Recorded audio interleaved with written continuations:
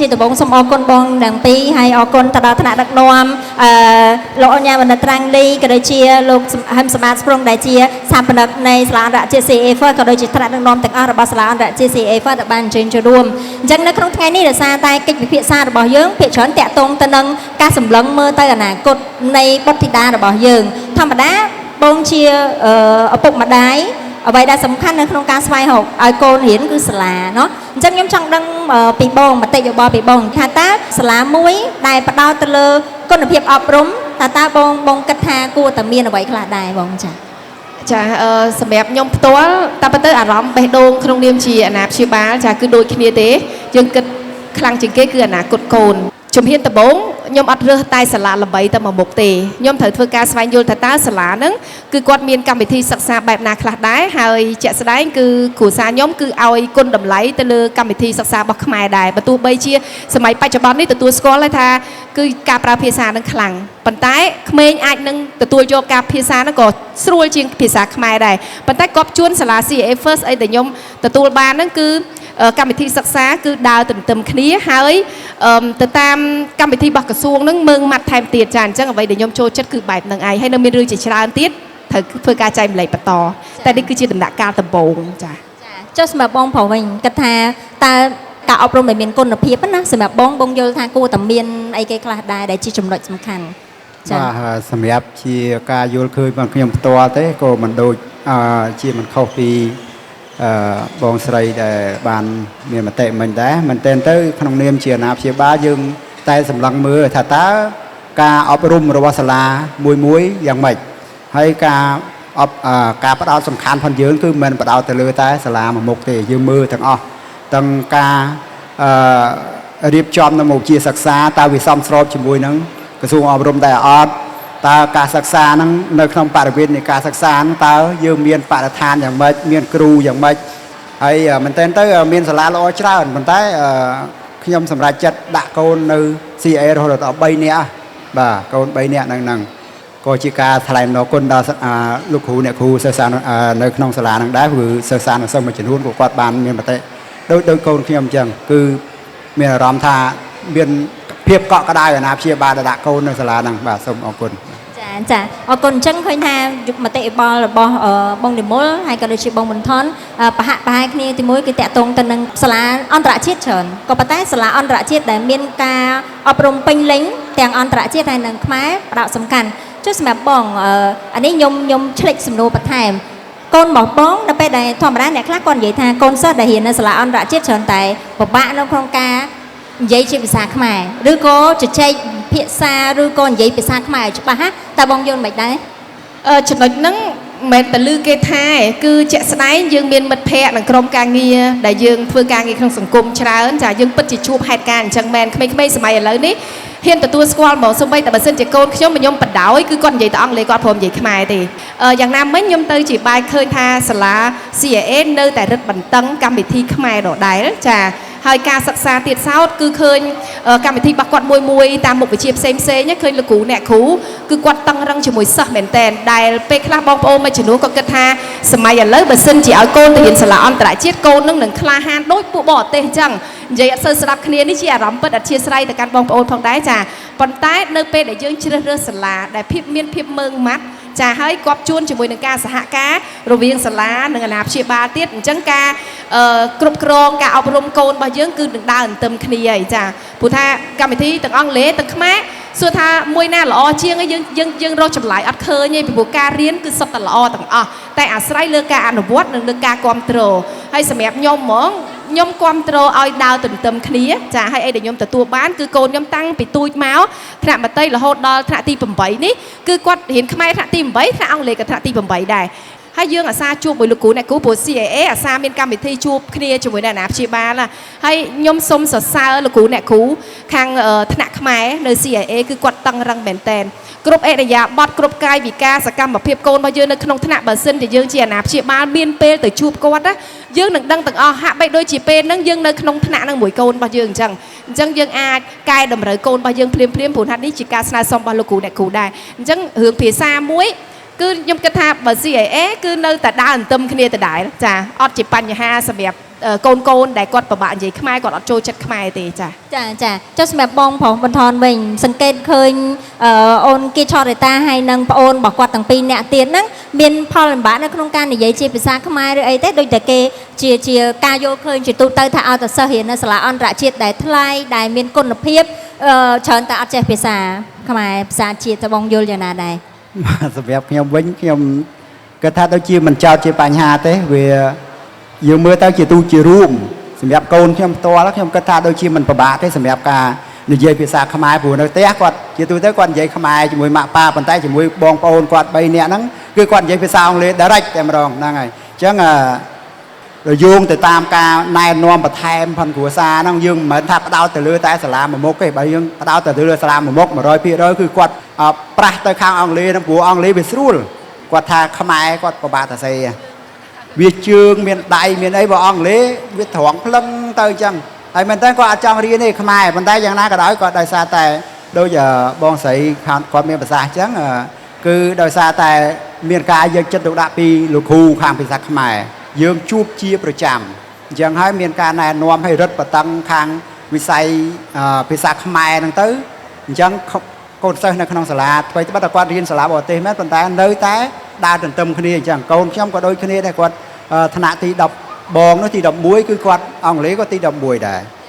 ទី2ទី7ក៏អង់គ្លេសទី7ដែរទី3ទី4ក៏អង់គ្លេសទី4ដូចគ្នាអញ្ចឹងវាដូចអត់មានអីប្រែប្រួលអត់មានអីដែលយើងគួរតែបារម្ភទេអញ្ចឹងខ្ញុំគិតថាអាណាព្យាបាលកុំបារម្ភរឿងនឹងពេក ចាកន្លែងនេះសូមបន្ថែមពីបងបន្តិចដែរគឺត្រូវការតាំងចិត្តពីអាណាព្យាបាលនឹងខ្លាំងបន្តិចចាព្រោះថាធម្មតាកូនគឺនៅក្រោមបង្គាប់ពួកយើងមានឥទ្ធិពលក្នុងការប្រាប់គាត់អញ្ចឹងទេត្រូវការជំរុញលើកទឹកចិត្តគាត់មិនមែនថាទាល់តែសន្លត់ដាក់លក្ខខណ្ឌឲ្យគាត់ពិបាកទើបគាត់ធ្វើតាមទេក្មេងសម័យឥឡូវនេះគឺត្រូវការហេតុហើយនឹងផលចាអញ្ចឹងយើងអាចប្រាប់គាត់ថាភាសាខ្មែរគឺជាភាសាជាតិដរាបណាយើងជាជនជាតិខ្មែរយើងគួរតែចេះភាសាខ្មែរហើយយើងដើរទន្ទឹមគ្នា មុខវិជ្ជាខ្មែរគឺផ្ដល់នៅចំណេះដឹងទូទៅចាច្រើនដូចគ្នាកុំឲ្យគាត់មានអារម្មណ៍ថាអូសម័យឥឡូវហើយមុខវិជ្ជាខាងថ្នាក់កម្មវិធីសិក្សាបរទេសទំនើបជាងកម្មវិធីខ្មែរក្មេងភាគច្រើនគឺអារម្មណ៍បែបហ្នឹងគាត់ថាអូថ្នាក់គេខ្លាំងជាងបរទេសនេះប្រទេសនេះកម្មវិធីសិក្សាវារៀងទំនើបជាងយើងអញ្ចឹងប៉ុន្តែអត់ទេធំជាងគេគឺអាណាព្យាបាលដរាបណាយើងអត់បោះបង់ការជំរុញអញ្ចឹងកូនរបស់យើងនៅតែដើរទន្ទឹមគ្នាអញ្ចឹងចាមែនតើទៅទទួលស្គាល់សម្រាប់បងហើយក៏ដូចជាមតិរបស់អ្នកអាណាព្យាបាលជាទូទៅមានន័យថាការជ្រើសរើសសាលាអន្តរជាតិប្រកបហើយស្តង់ដារអន្តរជាតិឯកសារនៃការបង្រៀនវឹកហាត់អីផ្សេងៗគឺយើងស្តង់ដារសហរដ្ឋអាមេរិកប៉ុន្តែសម្រាប់សាលាអន្តរជាតិ CAA First ចំណុចដែលពិសេសហ្នឹងគឺថាកម្មវិធីសាលារដ្ឋក៏យើងអត់ភ្លេចដែរកម្មវិធីសាលារដ្ឋរបស់យើងជាកម្មវិធីពេញលេញហើយយើងទទួលបានសញ្ញាបត្រហ្នឹងសញ្ញាបត្រដល់ទៅ2មានន័យថាសញ្ញាបត្រទី1គឺជាសញ្ញាបត្រចេញដោយសាលាអន្តរជាតិ CAA First គឺទទួលស្គាល់ដល់សហរដ្ឋអាមេរិកទៅដល់ប្រទេសផ្សេងពួកអីថាដោយសារសាលាអន្តរជាតិ CAA First យើងនៅក្រុមស្ថាប័នគេហៅថា VAS ឬក៏ជាស្ថាប័នដែលកម្រិតស្តង់ដារអន្តរជាតិហ្នឹងគឺកូនសិស្សរបស់យើងមានតែរៀននៅក្រៅស្រុកច្រើន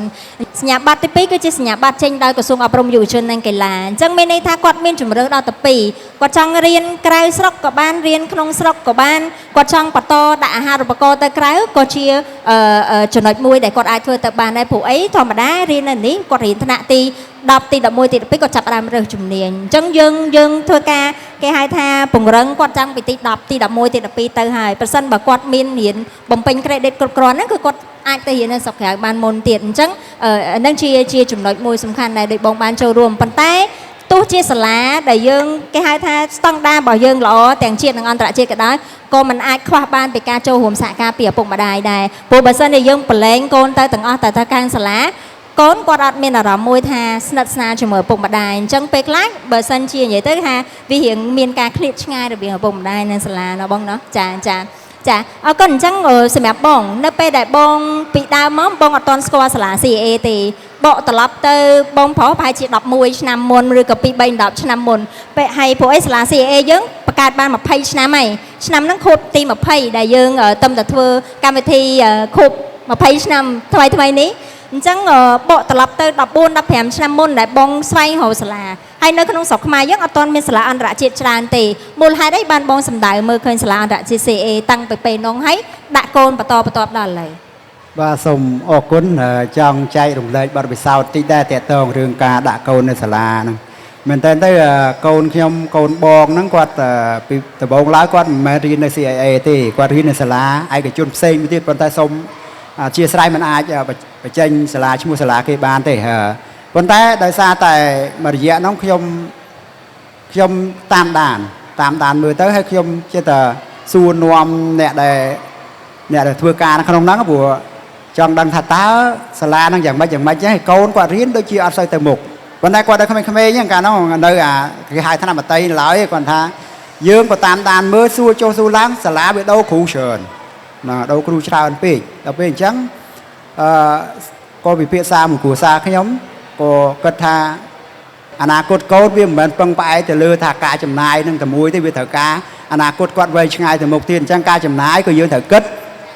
សម្រាប់ចិត្តដាក់មកខាង CIA កាលនោះមិនមែន CIA ច្បាប់អំពើទេមាន CIA នៅ2004និង CIAPP នៅខាងជាប់ក្រសួងផែនការមូទៅច្បាប់អំពើហ្នឹងក៏មូពីភ្នំពេញទៅច្បាប់អំពើទាំង3នាក់តែម្ដងទៅបាទហ្នឹងជាបទពិសោធន៍ហើយក៏យើងមើលឃើញថាដល់ពេលដែលដាក់គាត់ទៅហ្នឹងក៏រៀងគ្រាន់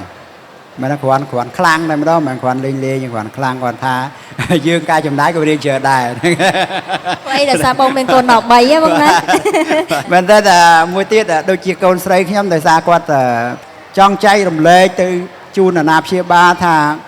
អាចថាកូនថ្នាក់ត្រឹមទី10អីអាចឲ្យគាត់ព្យាយាមដាក់អាហារូបករណ៍សាកមើល Summer School ហ្នឹងហើយព្រោះកូនខ្ញុំកាលគាត់ថ្នាក់ទី10គាត់ដាក់ apply ទៅ Yale University អញ្ចឹងគាត់ជាប់បំរុងដល់ពេលឆ្នាំនេះថ្នាក់ទី11នេះថ្ងៃ11នេះគាត់ជាប់ full តែម្ដងគឺ scholarship អត់មានបង់លុយទេអញ្ចឹងខែ7នេះគាត់ទៅ fly ទៅពីអាទិត្យបាទហ្នឹងហើយអញ្ចឹងបើសិនជាមានឱកាសកុំចាំដល់ពេលហ្នឹងចាំដាក់រុញគាត់ណែនាំគាត់ព្រោះយើងមិនអាចជួយគាត់បាន 100% ប៉ុន្តែយើងអាចជួយនាំផ្លូវពួកគាត់ដោយកូនខ្ញុំអញ្ចឹងខ្ញុំចេះអង្គុយជជែកមួយគាត់ទៅព្រោះ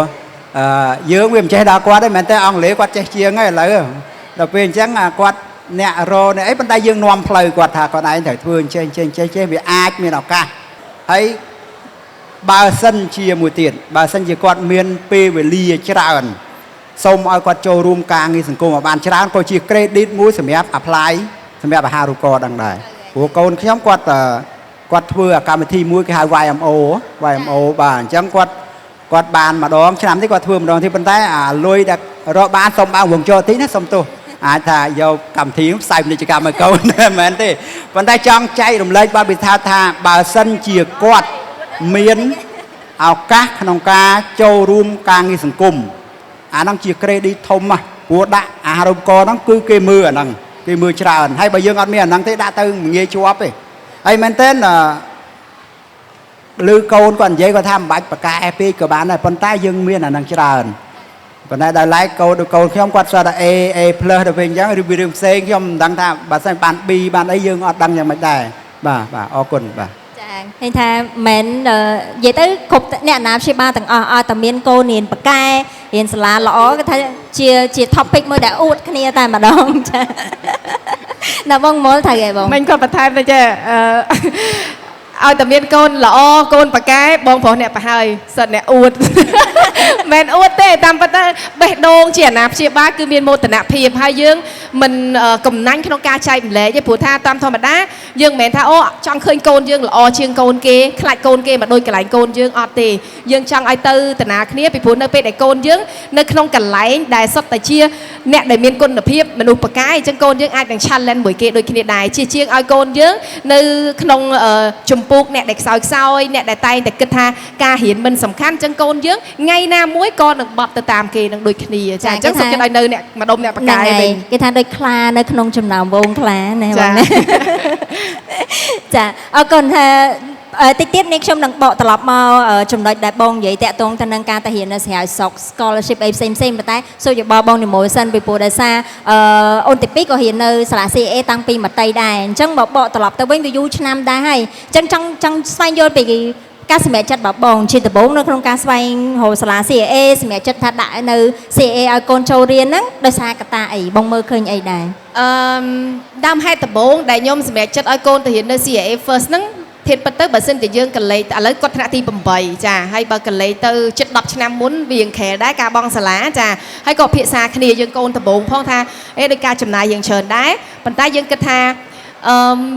ការដែលយើងសម្រេចចិត្តឲ្យកូនយើងរៀនសាលាដែលល្អដែលយើងគិតខ្លួនឯងហើយវាជាការផ្ដល់នៅទ្រព្យជីវិតឲ្យគាត់ខ្លាំងជាងយើងទុកលុយទុកឡានទុកផ្ទះឲ្យគាត់ទៅទៀតពីព្រោះថាមិនប្រកាសថាយើងអាចផ្ដល់ឲ្យគាត់បានច្រើនប៉ុណ្ណាតាមការត្រូវការរបស់គាត់ហើយក៏មិនប្រកាសថាយើងនៅអាច take care គាត់ដល់ពេលប៉ុណ្ណាដែរអញ្ចឹងចំណេះហ្នឹងវាសំខាន់អូខេអញ្ចឹងក៏សម្រាប់ថាទៅមើល CIA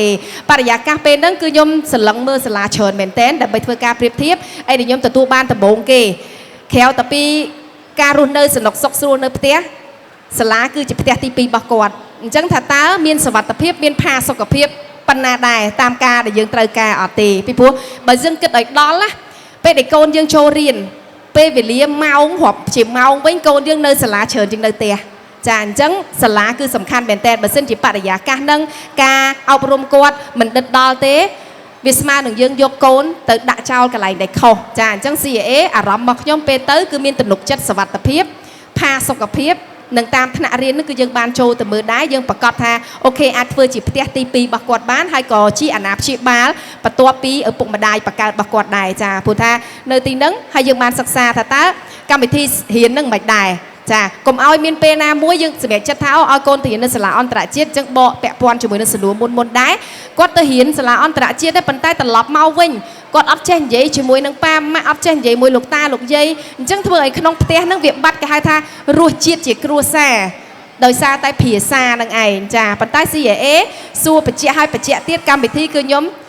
គាត់ផ្ដល់ឲ្យកូនគឺតឹងរឹងពីខ្មែរទាំងអង់គ្លេសគឺភ្ជាប់ទៅជាមួយតែម្ដងអញ្ចឹងសម្រាប់អាណាព្យាបាលទាំងអស់ដែលតែងតែបារម្ភថាសាលាអន្តរជាតិអាចនឹងផ្ដល់ផលលំបាកទៅថ្ងៃក្រោយពិបាកនិយាយមួយកូនបដៅកូនមិនស្ដាប់ទេ CA ដូចជាអត់មានបញ្ហាហ្នឹងទេហើយអាចធានាបានគឺសុវត្ថិភាពហើយការចេញចូលទៀតសោតការដែលកូនយើងរៀនណាមុននឹងចេញមកបងប្អូនដែលជាអាណាព្យាបាលមានកូនរៀននៅហ្នឹងឬក៏បងប្អូនដែលកំពុងតែមើលកម្មវិធីរបស់យើងគាត់គិតថាអូទៅដាក់កូនអញ្ចឹងស្រាប់តែកូនលួចចេញពីសាលាមកអត់ដឹងកូនអាចទៅខូចមួយបនភឿនគាត់នៅកន្លែងណាមិត្តភ័ក្តិមិនល្អមិនអាចទេចាពីព្រោះគាត់តែសុំកូនចេញមុន1ម៉ោងនឹងឆ្លងកាត់2 3ខ្សែនោះលេខទូរស័ព្ទទេមកចាមិនងាយទេបងប្អូនចាអញ្ចឹងបើសិនជាស្រឡាញ់កូនចា CIA នឹងទៅព្រួយនឹងតឹងដែរពេលខ្លះយើងចាប់ផ្ដើមមានអារម្មណ៍សម្ពាធអូយកូនខ្ញុំសោះខ្ញុំសុំតែមួយថ្ងៃសោះក៏ពិបាកដែរប៉ុន្តែអាហ្នឹងឯងជាសារដាស់តឿនឲ្យខ្លួនឯងកុំចេះតែងាយពេកអញ្ចឹងការសិក្សាកូនរបស់យើងអាចតាមអត់ទាន់គេចាអញ្ចឹងសរុបមកនឹងឯងជាហេតុផលចម្បងដែលខ្ញុំរើស CIA នឹងឯងចាមិនត្រឹមតែយកអូនចេញមុនមកឯងសំបីតាអូនអត់មករៀនក៏រវល់យើងដែរណាបងណាអូនអត់មករៀនគឺកម្មាយើងគឺថាសាលាទេតាក់តងសួររហូតនៅណាបងអូនអត់ឃើញមកទេអញ្ចឹងយើងជាលោកឪពុកម្ដាយពេលណាដែលយើងអត់ទទួលបានការខលពីសាលាយើងដឹងថាកូនយើងនៅក្នុងសាលាកំពុងតែរៀនជាមួយនឹងកូនគេណាបងហ្នឹងហើយអរគុណច្រើនបងអញ្ចឹងដោយសារមុននេះខ្ញុំចាប់អារម្មណ៍ត្រង់ចំណុចបងនិយាយតាក់ទងទៅនឹងការទៅរៀននៅក្រៅស្រុកហើយក៏ដូចជាការចូលរួមសកម្មភាពក្នុងសង្គមផ្សេងហើយនឹងកម្មវិធីប្រកួតប្រជែងផ្សេងដែលវាជា credit មួយដែលឲ្យសាលានៅ World Ranking University ផ្សេងគឺគេមើលឃើញយើងមុនជាជាង candidate ដែលដាក់ទៅជាច្រើនអញ្ចឹងដូចឆរតាគាត់ធ្លាប់ចូលរួមកម្មវិធីប្រកួតជាច្រើនគាត់ទៅម៉ាឡេគាត់ទៅប្រទេសផ្សេងទៀតខ្ញុំចាំថ្មីដូចគាត់មកពីសហរដ្ឋអាមេរិកណាបងណោះហើយទៅកូរ៉េទៀតចាគាត់ទទួលបានមេដាយច្រើនណាពាក់ឡើងធំណាបងចាអញ្ចឹងខ្ញុំសួរយោបល់បងបន្តិចសម្រាប់បងគិតថាការចូលរួមរបស់គាត់នៅក្នុងឆាកអន្តរជាតិមានន័យថាជាការប្រកួតប្រជែងមិនមែនតែនៅក្នុងស្រុកទេប៉ុន្តែជាការប្រកួតប្រជែងតាមរយៈការរៀននៅសាលា CA គាត់អាចចូលរួមការប្រកួតប្រជែងថ្នាក់អន្តរជាតិអញ្ចឹងសម្រាប់បងគិតថាមានផលវិជ្ជមានអីគេខ្លះសម្រាប់គាត់ទាំងផ្លូវកាយផ្លូវចិត្តហើយក៏ដូចជាតកតងទៅនឹងការបប្រតិបត្តិនៃការគិតរបស់គាត់ឬអីអញ្ចឹងបងមើលឃើញថាមិនដែរចា៎យើងមើលជារួមគឺទាំងអត្តចរិតកាយវិការការភាពជាអ្នកដឹកនាំក៏មាននៅក្នុងខ្លួនហើយបើបែរមកបន្តមកថាដែលគាត់អាចដែលខ្ញុំបាននិយាយពីខាងដើមថាគាត់បានបង្កើតកម្មវិធីមួយរហូតមានអ្នកចូលរួមរហូតដល់រាប់ពាន់នាក់ណាអាហ្នឹងខ្ញុំដំបូងខ្ញុំអត់គិតថាគាត់អាចធ្វើបានទេដោយសារតែបើយើងប្រៀបធៀបទៅបើយើងរៀនសាលាផ្សេងណាខ្ញុំប្រៀបធៀបជាមួយកូនក្មួយខ្ញុំតែមានផ្សេងខ្ញុំជឿថាធ្វើអត់បានប៉ុន្តែដោយសារតែការជំរុញរបស់លោកគ្រូអ្នកគ្រូនៅក្នុងសាលាខ្ញុំគិតថាអញ្ចឹងព្រោះដោយសារតែការសិក្សានៅក្នុងសាលា នឹងហើយដែលធ្វើឲ្យគាត់មានការបដិញ្ញាចិត្តខ្ពស់ហើយមានភាពជាអ្នកដឹកនាំក្នុងខ្លួនអញ្ចឹងគាត់អាចសម្រេចកិច្ចការនឹងបានហើយបែរមករឿងកថាការទៅសិក្សានៅក្រៅការទៅចូលរួមប្រឡងនៅក្រៅប្រទេសគឺប្រហែលជាមានការរុញច្រើនពីគ្រូព្រោះខ្ញុំតាមដានព្រោះខ្ញុំស្គាល់លោកគ្រូម្នាក់នៅហ្នឹងដែរនាយកនៅហ្នឹងនាយកហាងខ្មែរទេគាត់រាប់អានជាមួយខ្ញុំក៏តែឈិតឆាតលេងជាមួយគាត់ហើយគាត់ហើយគាត់មានការណែនាំអីហើយមួយទៀតមានអ្នកគ្រូនាយកខាងបរទេសគាត់ក៏លើកទឹកចិត្តច្រើនគាត់ធ្លាប់ជួបខ្ញុំដូចជា3ដងហើយគាត់និយាយពីរីតាហ្នឹងគាត់ថាមនុស្សដែលអាចមានភាពច្នៃប្រឌិតក្នុងខ្លួនខ្ពស់មានភាពជាអ្នកដឹកនាំអាចអនាគតទៅយ៉ាងម៉េចអញ្ចឹងគាត់ហើយគាត់ជួយលើកទឹកចិត្តយើងថាត្រូវជំរុញគាត់តាមវិធីណាដើម្បីឲ្យគាត់កាន់តែល្អទៅមុខអញ្ចឹងហើយបានខ្ញុំបកថាដោយសារតែការជំរុញការលើកទឹកចិត្តក៏ដូចជាការណែនាំដ៏ល្អពីលោកគ្រូអ្នកគ្រូនៅសាលាហ្នឹងហើយតែធ្វើឲ្យកូនគាត់អាចមានឱកាសក្នុងការធ្វើការងារសង្គមផ្សេងច្រើនហើយតកតងការប្រឡងក្រៅប្រទេសនេះគឺក៏ដូចគ្នាដែរបើយើងអត់ចេះបើសាលាបដិបដាមិនបានល្អក៏យើងមិនអាចមានឱកាសទៅប្រឡងនៅក្រៅប្រទេសបានដែរហើយតកតងការថាមេដៃគាត់សុំបើវងកញ្ចក់ទេមេដៃគាត់នឹងច្រើនមែនច្រើនរហូតដល់ឥឡូវអត់មានទូតាំងទេព្រោះខ្ញុំធ្វើទូមួយអញ្ចឹងមកបញ្ជាក់ហ្នឹងទុកឲ្យគាត់តាំងទាំងមេដៃទាំងពៀនទាំងសញ្ញាបត្រទេឥឡូវអត់ទេអត់មានឡើយមានព្រោះវាច្រើនពេកហ្នឹងហើយបាទអរគុណច្រើនចាអរគុណ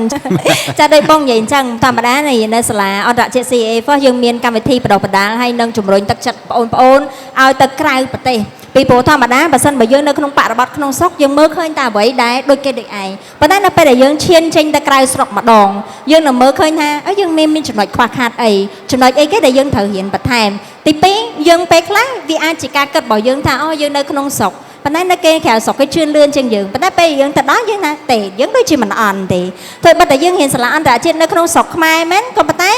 យើងមើលទៅដូចជាជប់គេជប់ឯងមើលទៅដូចជាចាភាពដឹកនាំភាពជាអ្នកដឹកនាំការរៀបចំកម្មវិធីការសម្ដែងការ presentation របស់យើងអីមើលទៅដំទៅសងមានន័យថាវាជាផ្នែកមួយដែលជំរុញទឹកចិត្តឲ្យយើងជឿថាអ្នកសាលាអន្តរជាតិរៀនតែស្រុកខ្មែរក៏បានដែរត្រូវទេបងហ្នឹងហើយមួយវិញទៀតចង់បកត្រឡប់ទៅបងនិមលដោយសារថ្មីនេះខ្ញុំចាប់អារម្មណ៍អូនទី2គាត់អញ្ជើញចូលរួមដែរហើយថ្មីនេះគាត់ទៅឌូបៃណាបងណោះចាទៅប្រទេសអ្នកមានចាបងគាត់ទៅឌូបៃហើយចូលរួមកម្មវិធីប្រកួតប្រជែងមួយដែរមានមោទនភាពជំនួសអូនទី2មែនតើអញ្ចឹងចង់សុំយោបល់បងដែរតាក់ទងទៅនឹងចំណុចនេះចាតាមពិតក្នុងនាមជាម្ដាយឪពុកអត់ដែលចង់បានអីពីកូនទេប៉ុន្តែនៅពេលដែលយើងចិញ្ចឹមកូនទៅឃើញជាផ្លែផ្កានឹងមកបានន័យថាយើងទទួលបានសមិទ្ធផលបដាហើយជាជំហានដំបូងសម្រាប់ទី2ទេចាថ្នាក់ទី8ដែលគាត់បានទៅហ្នឹងខ្ញុំមិនហ៊ាននិយាយថាវាជា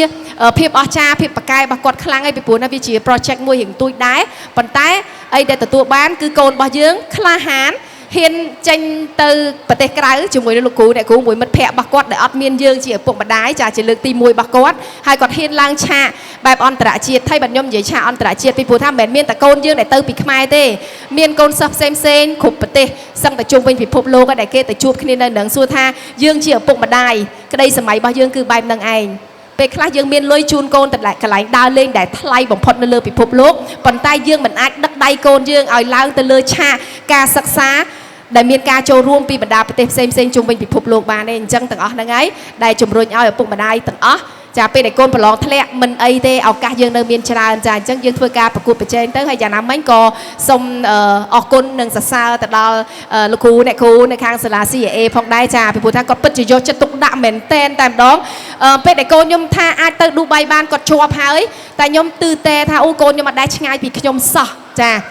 ស្រាប់តែលោកគ្រូអ្នកគ្រូគាត់មានអារម្មណ៍ថាគាត់យកចិត្តទុកដាក់ជាងយើងពេលទៅមួយកូនទៀតចាគឺល្អខ្លាំងមែនតែហ្មងអញ្ចឹង CAA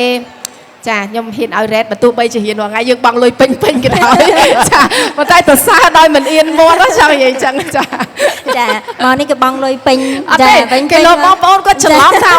មួយបងមួយខ្ញុំឲ្យកូនហ៊ាន free អត់ទេណាបងប្អូនអត់ទេសូមនិយាយថាបង់ពេញដូចតែបងប្អូនទេតារាងតម្លៃបងប្អូនបង់ប្រហែលខ្ញុំបង់ប៉ុណ្្នឹងដែរទេចាអរគុណមែនតើទៅអរគុណបងហើយអរគុណច្រើនមែនតើសម្រាប់ការចូលរួមហើយ